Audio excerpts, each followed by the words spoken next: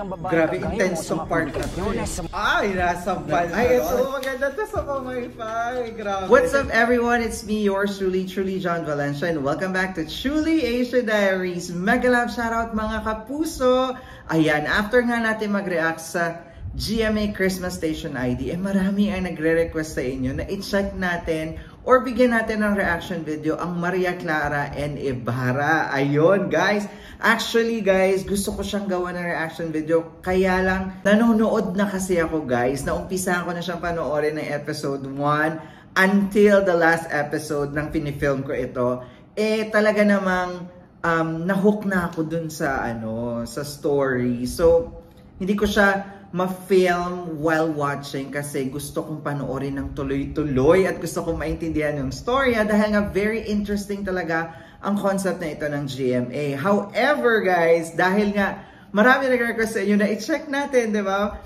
Pero hindi tayo mag-react sa full episode. Pipiliin lang natin yung mga top moments ng Maria Clara at isa na nga dyan ang hashtag Pilay, si Fidel at Clay. Ayan, yan ang ating reactan today, guys. The top Pilay moments from Maria Clara at Ibarra. Grabe din tong dalawang to, oo.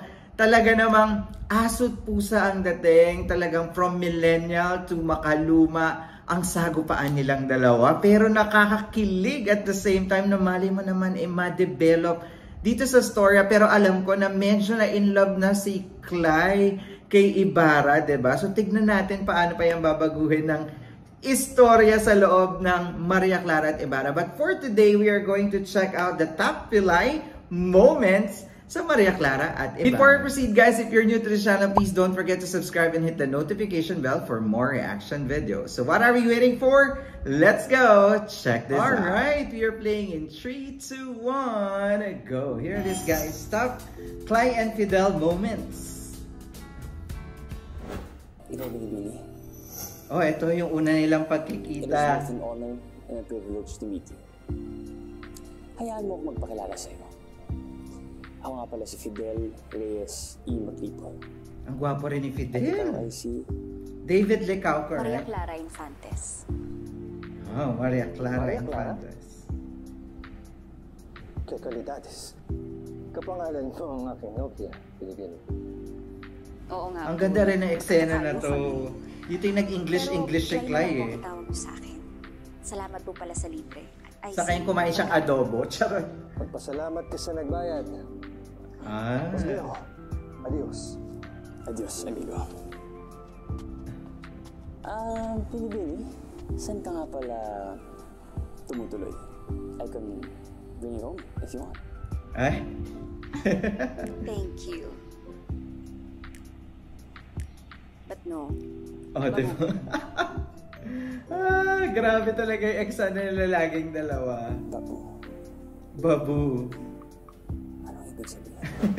Hold on, guys. Grabe yung nakakatawa yung eksena na yun. Saka yung nasa pagkainan, I think ito na yun. This woman ito nga. Ayan. Nang mag-English si Clay sa harap ni Fidel. It's one of the causes of insanity. Kabugera si Clay dito sa moment na to. I beg your pardon. I'm just stating a fact that intelligence has nothing to do with one's gender. And that everyone, and I mean everyone, men, women, children, even the rich and the poor, everyone has that basic human right to education. Back pang Miss Universe. Yeah, Binibini. Di yata't malawak ang iyong kabatiran sa wikang Angles. Oh, but of course. Ano ba ang akala nyo? Kayo lang ang anak ng Diyos. Estoy sorprendido. Paano kung natutong salita ng wikang Ingles?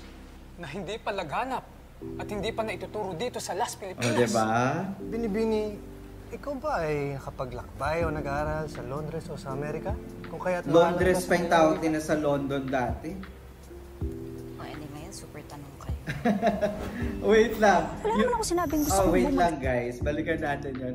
yung part na yun, grabe, nakakagulat. Kasi diba nung mga panahon doon sa storya ng libro, mas maraming oportunidad ang pinipigay sa mga lalaki, especially pagdating sa edukasyon. Dahil ang alam nga nila na ang babae ay dapat nasa bahay lamang at gumagawa ng gawaing bahay. Kaya naman nakakagulat para kay Ibarra at kay Fidel at sa mga kasamahan nila na si Clay ay marunong mag-Ingles, diba? Good job si Clay doon. Ito naman ang sampal ni Clay kay Fidel. Dahil kung damay ako doon, di ba?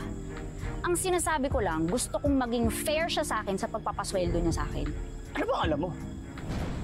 Ano bang alam ng isang babae Grabe, kagaya intense mo sa tong mga part na to, publikasyones, sa mga proseso at metodo ng pagnenegosyo?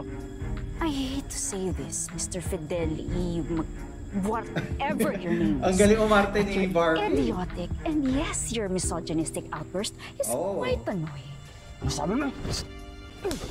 Ay, nasampal siya doon. Grabe tong eksena na to. Papunta sila dito. Hindi dun ako sa gaya ng Laguna. nanay kong okay lang saktan. Saktan mo ako, makikita mo hinahanap. Hindi lang yan ang aabutin mo. Oh. Diba? Natahimik si Fidel. Alright. Doon part na yun, guys, actually, ang maganda naman doon is very natural kasi si Barbie doon na talagang nilalabas niya yung pagka-millennial niya, ang galing niya umarte. Tapos, diba, advocate siya talaga ng mga violence against women kasi nga yung nanay niya dito ay sinasaktan ng kanyang stepfather. Tapos iniwan din ng tatay niya. So, talaga namang intense at talaga yung sampal na yun, diba? Bongga si Clay doon. Yung pa sa akin. Ito naman, ang bili ni Fidel kay Clay. Gano'n lang naman ang nararamdaman ko sa'yo. Ito yung nagbilin siya kay Clay nung nakauwi sila sa San Diego. Wala namang maaasahan ng aking kaibigan. Kung hindi tayong dalawa at si Maria Clara. Kaya binibining Clay, kung ano man ang kaguluhang mangyari. May peace offering. Charot. Kumpanya na maglipol, empresa, komersyal. Doon sa isang gusali, bago dumating sa Silva. Pogi ni David Licao. Okay po. Babu. Babu. Nakakatuwa pag nagbabangkit siya ng mga modern words. Ano bang ibig sabihin ng babu? Goodbye.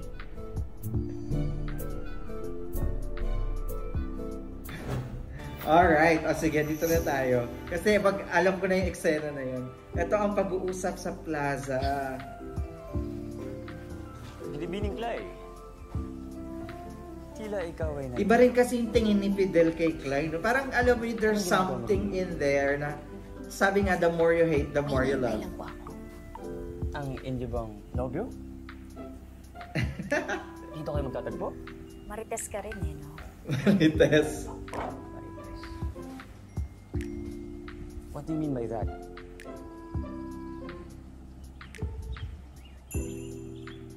Wala akong nobyo. Wala akong panahon sa mga lalaki. Yes. Dahil ang totoo niyan, lalaki ang rason kung bakit ako nandito sa loob ng nobelang to. Siya nga hinihintay ko ngayon Baka lumakad siya dito, makapag-usap kami na maayos, may uwi niya ako sa amin. Sandali, anong ibig mong sabihin?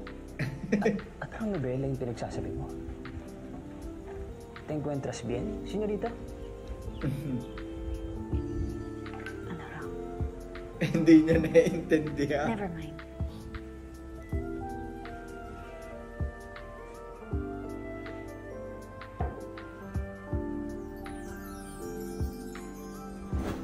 Ayan, ito na. Ay, ito, maganda to sa pamaypay. Grabe. Kasi naman, init na init sa suot ay hindi niya alam ang meaning pala ng pagpaypay. Iba, ang cute ng arte ni Fidel. Victoria, hindi ba't kapag ang isang namamaypay ng ganyang kabilis, habang patingin-tingin sa isang Ginoo, ay nangangahulugang may gusto ka sa kanya? Yun. Na-misinterpret ngayon ni Fidel. Ang hinhin nila tumawa. Grabe. Lagi, ang KJ talaga ang mga matatanda noon pa. Charot. Ayan. So, akala tuloy ni Fidel may gusto. Grabe yung kindat. Kinilig din ba kayo? Ako kinilig ako, grabe. Saka pogi kasi talaga ni Fidel. Nyari dun, ganun yun eh. Problema. Problema no, hindi ganun pala. Ang ganda ng eksena na yan. Tapos ginamit niya rin niya kay Ibarra, di ba? Oh my God, yun na pala! There you have it, guys. That is the top moments of Clay and Fidel. #Filay. Grabe, no? Ang gaganda ng eksena nila talaga dito, and especially kay Fidel at kay Clay kasi contradicting and talagang pinaglalaban ni Clay yung kanyang karapatan dahil nga syempre, she's in the modern world wherein everybody is fighting for equality already. At doon naman sa panahon ni Fidel, syempre alam naman natin ang panahon na yon. So, maganda yung clash of mood ng kanilang mga commentary. So, yung eksena at the way they acted it, very, very good. Grabe, very natural, especially kay Clay, Barbie Fortesa. Grabe, nakakabilib siyang umarte, guys, especially the latest episodes. Ang galing lang talaga. So, I'm so excited to check out more moments, hindi lang kay Fidel at kay Clay, at marami pang compilation clips. Kung nagustuhan nyo to, guys, syempre pwede kayo mag-request kung kaninong moments ang gusto nyo makita, tatry nating hanapin at i-check yan para naman mabigyan ko kayo ng reaction video about Maria Clara and Ibarra. Alright, that's it with our reaction for today. If you enjoyed this reaction video, please don't forget to give it a thumbs up. And if you're new to the channel, please do subscribe and hit the notification bell. Once again, my name is John. This is Chule Asia Diaries. I'll see you on my next one. Spread happiness, guys. Bye for now.